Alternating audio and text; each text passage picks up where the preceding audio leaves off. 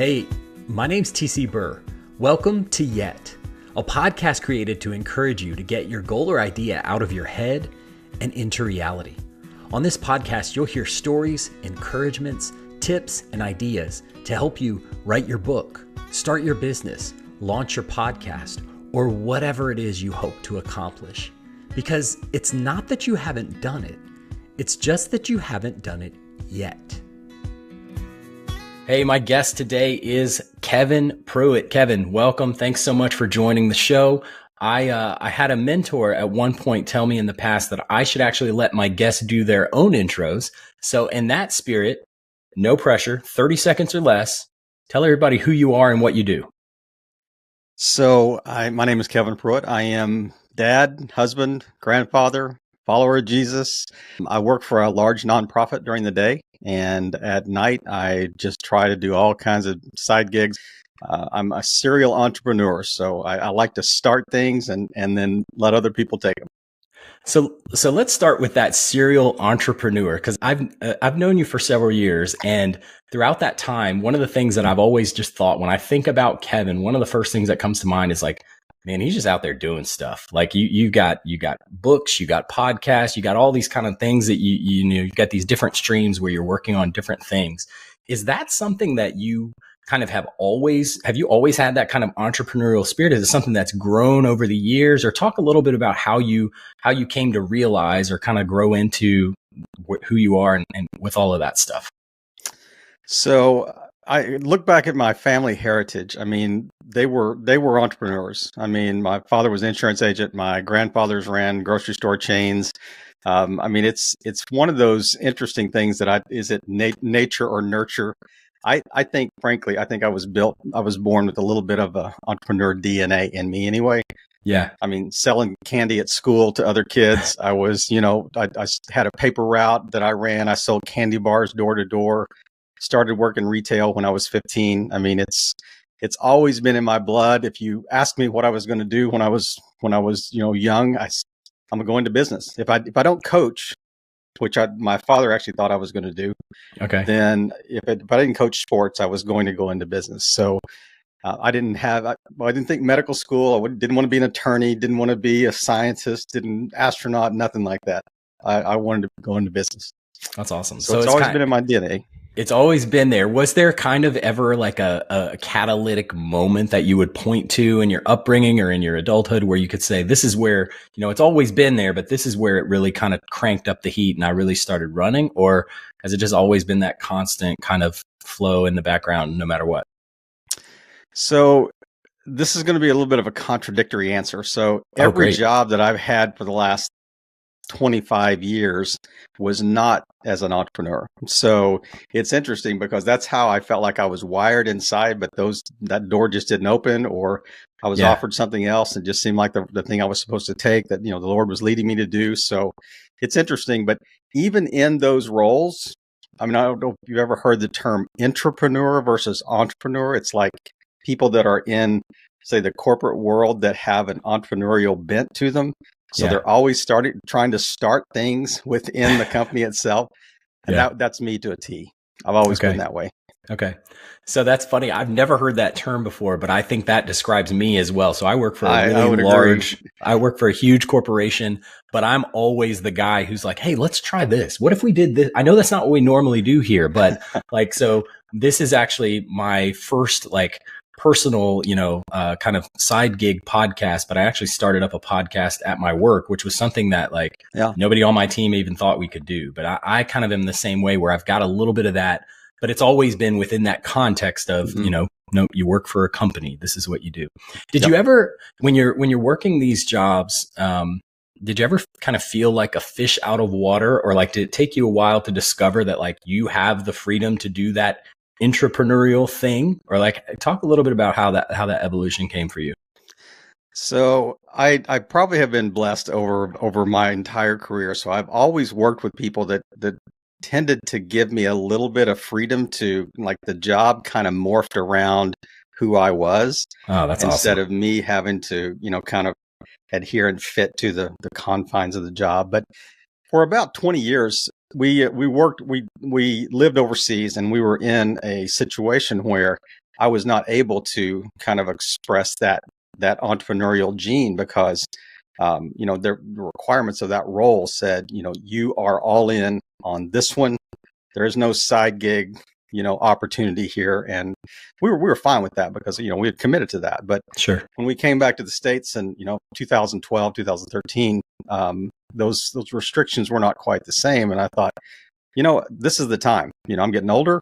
I've got a little time in the evenings and weekends, and let's let those wings spread a little bit. Well, it's so encouraging to hear that you're talking about the people that you work with, your leadership, always kind of supportive of like, hey, this is something you want to do. This is an angle that you want to approach the job. Right. Feel you have the freedom to do that, which is awesome. I know, some people, I have that as well, but not everybody has that. So that's so valuable to have. I think you have to earn that a little bit too. For sure. You've got to do well enough. You've got to do a good enough job at what they're asking you to do to enable them to have the freedom to give you that space. Yeah. So it's not a demanded thing. It's an earned thing. Okay. So you've talked a little bit about kind of, you've got a lot of kind of streams of side things or, entrepreneurial thing, whatever you want to call it. Talk a little bit about kind of some of those, or if there's maybe one or two like big things you're working on right now that you're most excited about. What are those things? So I mentioned earlier when we came back to the States, 2012, 2013, I started looking in, different areas, and I love the idea of podcasts, and that was just starting to get a little traction. So I was listening to business startup podcasts, like side gig podcasts and all in tech startups, anything that it kind of in that space. So I was listening to the content so much that it was like I was listening to it faster than they could create good content because there's not like thousands of great podcasts out there. There's a handful, Sure. So, and there was this one in particular called Entrepreneur on Fire. And I would listen to that. And the guy just asked his guests the same 5 or 6 questions every time. I thought, I can do that. I can ask people questions, Yeah. So I literally just in 2018 just started a podcast called Rising Tide Startups and said, you know what, I'm just going to talk to people that are founding companies, that are starting businesses, and I've talked to more than 300, startup founders to date from 30 different countries. And it's been an amazing thing. And everything that I do on the side grew out of that original podcast. So the network, awesome. The community, the ideas, everything grew out of that. And I didn't make a dime off that, but everything I've made on the side originated from that podcast. All started with the podcast. That's cool. So you said you started in 2018. Is that right? Yep. And you've had January 1. Oh, that's awesome. So we're going to launch this one on January 1 too, which I think that's a great time to start talking about. This one's all about goals and ideas and things that haven't kind of come to fruition yet. And what a great time to start something new, right?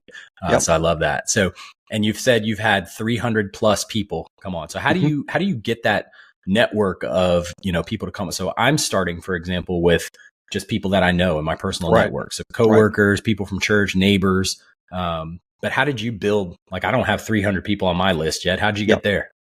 So we didn't start with 300. I started with 3, Nice. So the first people that I interviewed were people that I knew, or they were recommended by guests that I interviewed. So sure. Yeah. Everybody that came on, I would say, hey, I appreciate you coming on. Do you have somebody else that you think kind of fits this space that we could reach out to, that you could introduce me to? Yeah. Make that introduction. And then after, I would say, right at the year point, and I started reaching out to people on LinkedIn as well. So I would target specific industries and just making sure that they were the founder or the CEO. So I would reach out on LinkedIn and say, hey, I've got a podcast. People love to talk about their thing. Whatever their thing is, they like to talk about it. So give them an opportunity to share that. But then booking services started reaching out to me. And they said, hey, we've heard your podcast. We had guests. Here are other guests that would love to come on the podcast. So since then, since early 2019, I have a lot more suggestions than I can ever, accommodate on the podcast. So that's worked out really well. That's awesome. That's awesome. So it took about a year, if I heard correctly, to kind of turn that corner between you're like reaching out for people to like now people are reaching out to you to come. That's awesome. Right. That's awesome, man. So I don't know if there was embedded in that little blip. I don't know if there was an offer to refer people to this podcast, but I'm going to assume that it was. And so after the show, I will ping you for that. Absolutely. One of the things, so on that note, so Keviin, I don't know if you know this, but you have been a major kind of inspiration for me to get going on this. You've been a mentor, a coach, an encourager, and you're not afraid to push back. But one of the things that I love most about you is you don't have a kind of scarcity mentality when it comes to this stuff. And I think that has been such an incredible thing because I'm not doing exactly what you're doing, but there's some overlap, right? Like I'm looking for people who are just getting started or who may be thinking about getting started with something. And it doesn't have to be a business. It could be writing a book or starting their own podcast or getting in shape or whatever. But there's definitely some overlap. So when I first kind of broached this idea with you, you didn't say, hey, back off, buddy. This is kind of my thing. You said, hey, that sounds great. And here's some ideas. Here's some tips. Here's some things you might consider. So is that something like, does that kind of come part and parcel with the entrepreneurial gene, or is that something that you've had to grow into over the years too? You know, I try to learn from people that I listen to as well. And so I've had so many people that I've either interviewed or just encountered, like watched a video clip somewhere that keep reminding us there are 7.4 billion people on this planet. Yes. You know, I mean, if you've got a scarcity, if you think that the competition is going to overlap in your space, you know, you're not looking at the market with wide enough eyes. And the whole idea that, and they also talk about niching down. So it's not just a matter of looking at 7.4 billion people. It's like, who is the 1,000 people that you need to target that are in your specific niche, that are in, you know, that Venn diagram that says, what do I love to do? What am I good at? And what will people pay me to do? You know, where's that overlap? And the key space in that, I mean, they're all three key, but I think the biggest one is, are you passionate about it? Yeah. Because there's going to be a point, you know, Seth Godin calls it the dip, you know, where you, I think in Pilgrim's Progress, it's the slough of despond. You know, you're going to be in that valley somewhere and you're going to go, I don't feel like getting up. I don't feel like doing this. I don't want to, you know, but if it's something you're passionate about, you'll take that extra step and stay in the game. That's so important. Yeah, that's so important. That's a great, so it's actually part of the reason why I named this podcast Yet, because yet is such a powerful pivot word in it. Like think about it. It changes the complexion of an entire thought or idea. So like I could say, hey, I haven't written my book, which, you know, but then you add the word yet to that. And now all of a sudden there's full of hope and promise and expectation that that's going to happen. So it's not like this perpetual putting off of the thing that I want to do, but it's a promise that I'm making to myself that I'm going to do the work and take the steps and do it. But also, I also kind of had in mind a little bit of a double meaning of like, hey, you're going to face challenges. There's going to come a point when you're doing your thing and it just becomes tedious. You don't see the results right away. And so, you know, the sentence that I had in mind is, man, I've faced a lot of challenges, but then you add the word yet, like yet I persevered, yet I kept going. And so I love that you talked about that, because you're right, man. Like at the end of the day, if you don't have an enthusiasm and excitement for the thing that you're doing, the challenges are going to be enough to crush it. So, you're just selling widgets. Then you're just selling stuff, you know, just schlepping, you know, your product. But I love your branding on your new podcast. And the thing that you just said just kind of struck a chord in me is that it's, you know, that's such a key word. Yet is such a key word. It's not only, you know, it's not yet, you know, it's coming or whatever. That is actually a declaration of intent. Yes. Yeah. You know, what a strong statement. I haven't written my book yet. Yet means, but I am going to. That's it. Know, but I will, you know, so I just want to applaud your approach there. That's really good. Really awesome. Good. Yeah. Well, thanks. I had a list of like 75 potential names, and this is the one that we landed on. So I appreciate that. Hey listeners, are you in search of a simple and sustainable approach to kickstart your wellness journey? Are you overwhelmed by all the different options for wellness and fitness programs and you're not interested in counting calories or saying goodbye to your favorite foods. If that's you, you need to meet my friend Carrie. She runs a virtual wellness community, and she wants to connect with you personally, understand your unique goals, and then plug you into tools and resources to help you reach your fitness and wellness milestones. Right now, she's offering a special for listeners of the Yet podcast. You can join her Fit Fam crew, which is a community that embraces your current life season and offers support, camaraderie, and accountability to help you achieve your unique goals. And right now, you can get $40 off membership into the Fit Fam crew. So if you're ready to embark on this journey with Carrie and others, reach out to her on Instagram. It's Carrie_made4more. That's CARRIE_made, the number 4 and the word more, and use the promo code YET to get this offer. Until January 31st, 2024, Yet listeners are going to get $40 off. Plus, when you buy 1 year, you'll get another year completely free. This includes access to Carrie's personal accountability group, a month's supply of supplements, meal plans, and access to over 8,000 programs, and even more. To snag this offer today, contact Carrie_made4more on Instagram and use promo code YET. Back to the show. Keviin, so one of the goals that I have with this podcast is I want to encourage people who are maybe just starting out. So one of the things that has always been interesting to me is think about those times in my life where someone has said or done something super encouraging to me. So I'm curious, from your perspective, what's the most encouraging thing that somebody else has ever said to you? So this is such a great question. I remember I was in Ethiopia with my boss over that whole region. Okay. And he and I just took a quick walk. It was during a meeting, and we just had a break, and we just took a walk down a little dirt road there. And he just turned to me, and it was very simple, but he looked at me and he said, "Keviin, you are a friend maker." Wow. And I thought, I'll start crying right now thinking about it. I'm thinking, what an incredibly encouraging thing to say to somebody about, who doesn't want to be a friend maker? Yeah. Who doesn't want to say, you know what, this is the vibe that I want to give off when I encounter people, when I network with them, when I build community with them, when when we struggle together, I want to be known as a friend maker. And, for him to say that, somebody I highly respected to say that to me, that was a big deal. That's awesome. Well, man, yeah, what an encouragement. And brother, having known you for a decade, I can affirm that. You really are. That, and man, I can imagine something like that, man. That just puts wind under your wings, man. Like, no doubt about it. Oh, man, that's awesome. Thank you so much for sharing that. That is really good. I appreciate that. Yep. Yeah. Talk about it, as you've kind of been in this entrepreneurial world really your whole life.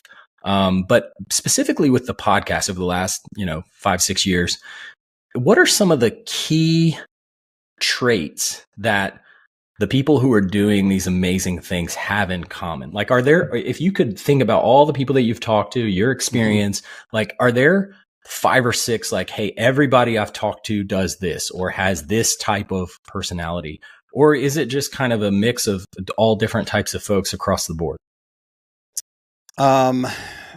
That's a great question. I think that there's no prototype, so to speak. You can't see them walking down the street and go, that's it. That's the person. I do think that there are some common characteristics. I think that they have an extra gear that helps them follow through. We talked a little bit about getting through the dip a second ago. They don't stop at the first hurdle. 90% of people would stop at that first obstacle.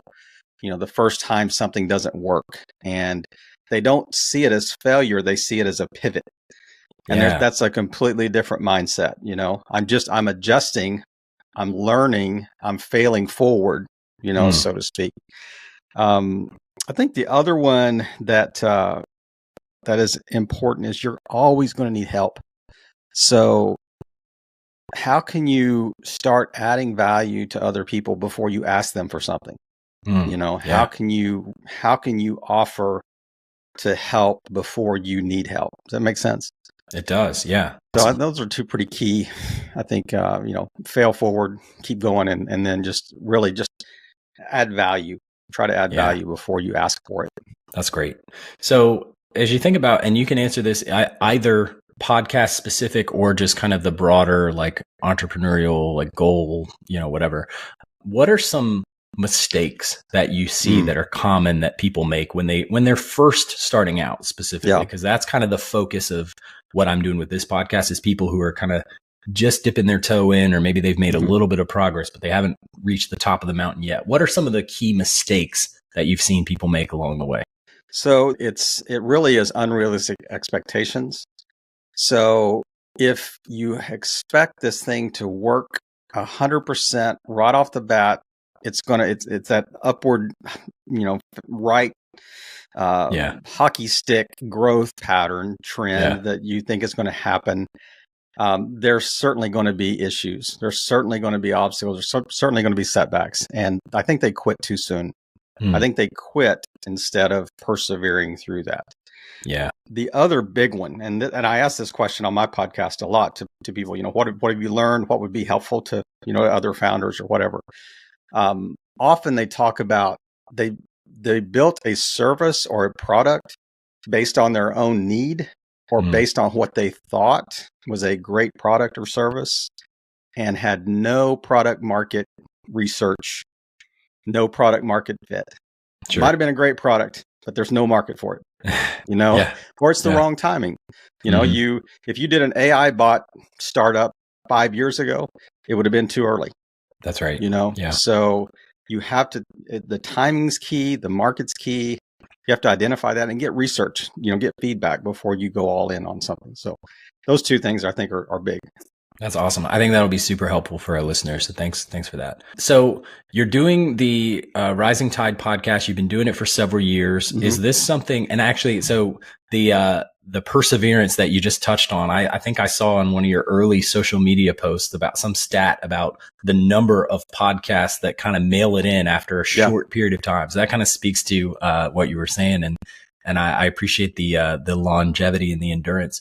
How long are you going to keep doing the podcast? Like, have you reached your goal? Is this a thing that's going to continue in the foreseeable future, or what are your plans? I guess another way to ask is like, what's next for you? So I just started in August. From January 1, 2018, it was a weekly podcast. And if you've ever tried to do something every week, that takes some, you got to have a little character in there. You got to have a little perseverance, and you're going to have a published date come up and no guest, and you'd be scrambling and calling people on the phone that day and say, can we talk over lunch, type thing. The thing that was the tipping point was I just love the community. I love the people that because I stay connected to them. We're connected on LinkedIn. We message back and forth. If I see two former guests that have some need in common, or one can provide the solution to another one, I immediately connect them together. So awesome. And not a penny. I mean, this is pro bono. That podcast pays nothing. I just love the space. But like I said, everything else is built from that. So I did notice that I would interview like founders, and they would go on dozens of podcasts and be asked the same questions. And so the only thing they were leveraging were podcast audiences. Yeah. Just the different audiences every time. But podcasts generally don't have huge listener numbers. Right. I mean, it's a very small percentage that have, 10,000 listeners, a month. So I started asking founders, what if you had a chance to go deeper? What if you had a chance to be the guest on your own podcast twice a month, and then out of that, with a transcript, you can write a book, you can have content for social media, you can become an authority in your industry, you can share this content on a blog or write articles out of it or whatever. And that started resonating with founders. So that's where the monetary side came in. Okay. So I also do that through a company called Podbrand Media. And that is where I do podcasts for companies, individuals, brands, so they awesome. can be the guest, or we interview their potential key clients. Yeah. And it's a lead generation strategy. It's not like bait and switch, because it's great content in a vertical. But if there's a connection, if there's an opportunity to do a joint venture or to work together, then we have a warm connection after the podcast interviews. So that's working really well too. I love the idea of community that you talked about. And that's actually one of like my 3 stated goals when I set out to do this podcast. I want to first encourage the people who have always had this idea but haven't done it. Right. I want to amplify stories of people like you who are in the fight doing awesome things. And I want to build a community where we can bounce ideas off of one another, encourage one another. I have this picture in my mind of like a year, 2 years from now, I'm hosting a live event where former guests can all get together. We've got a guest speaker. My friend who's got a catering business is going to cater the event. Like I just have this picture in my mind of like literally physically bringing everybody together. And it's that same thing where like, oh, you need t-shirts? I got a t-shirt girl. Let me introduce you to Danielle, right? Like that kind of thing. And I just love that, man. Like there's so much creativity, so much ingenuity, so much good work out there that people are doing. Yep. And most of the people that I've talked to are more than willing to add value and help out. So I just love that community aspect of it too. All right. Well, Keviin, we're running out of time here. So I have a couple of questions before we wrap up. This has been awesome. First question. If someone came to you and had an idea, maybe they want to do a podcast, maybe they have a business idea, whatever it is, they want to do something, but it's a big, like one of the big, hairy, audacious goals. That's like, it's like looking up at the top of a mountain peak. How do I ever get there? What advice would you give that person who's just starting out? Maybe they've got tons of energy and they're a little fuzzy on the details, but they see the destination and they want to get there. What's the advice you would give to that person? I think back at a conversation you and I had at a Chick-fil-A, that earlier this year that said, you said, I've got a whiteboard full of sticky notes. And I said, okay, go home and find the top 3. Yes. I love that. Narrow down, just continue to narrow down. Another thing is you've got to reverse engineer. So if you know what the goal is that you're trying to achieve, reverse engineer small steps, small incremental, like micro goals or micro strategies or tactics or whatever that are going to get you to that, because you're not going to go from A to Z. You're going to go from A to B. You may go from B to D, but these are going to be small steps in the same direction. And I think that's where the perseverance comes in. And you can also see it's easier to measure growth and be encouraged by that growth if you have smaller steps that you're trying to achieve. Yeah. And that's a psychological, for sure, thing that will help you keep going in that direction. Yeah. I sat on my idea to write a book for years. And recently, I've been doing that consistently. Now I'm near 50,000 words. I'm going to finish my draft by the end of the year. So, but if I had sat down and said, let me sit down and write this book now, I would have never done it. So I love that. Okay. Last question. Where can people find out more about you? You mentioned the podcast, the Podbrand Media. How do people find you? Have a website, social media? How do people get in touch? So the 2 places I spend the most time at, one place I spend the most time is LinkedIn. I mean, I'm on LinkedIn. My name is Keviin. Last name is Prewett. Prewett. There's not very many of us around. So I think there's a doctor in California and some guy living in Ireland. So you can probably find one.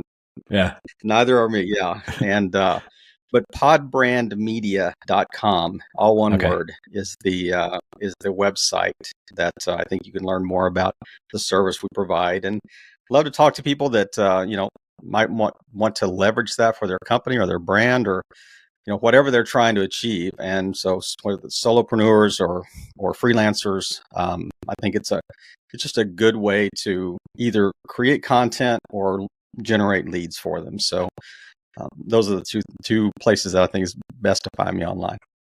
Awesome. Yeah. Well, I'll include that in the show notes so people can have the access to that. Keviin, this has been super encouraging. It's always encouraging talking to you. I really appreciate you giving the time today on the podcast. Thank you so much, man. I hope you have a great day. Thanks, TC. Thanks for having me on. Thank you to the so many people who have listened and rated and reviewed the shows. I really appreciate all the encouragement you've sent my way, and please keep it coming. If you have questions or guests you think I should bring on, I would love to connect. You can send me an email at yetpodcast@gmail.com. Follow me on Instagram, it's yetpodcast, and please rate and review the show on Apple and Spotify. It means so much, and it helps other people connect with these great stories, encouragements, tips, and ideas. I want to read to you a review that I got recently from Brittany R. She says, "Just press play. This is a good one. Awesome podcast with very good practical tips and encouragement to get going with your goals and ideas." Thank you so much, Brittany, and thanks to you for listening to this week's episode. Until next time, keep working on your goals, and I'll see you soon.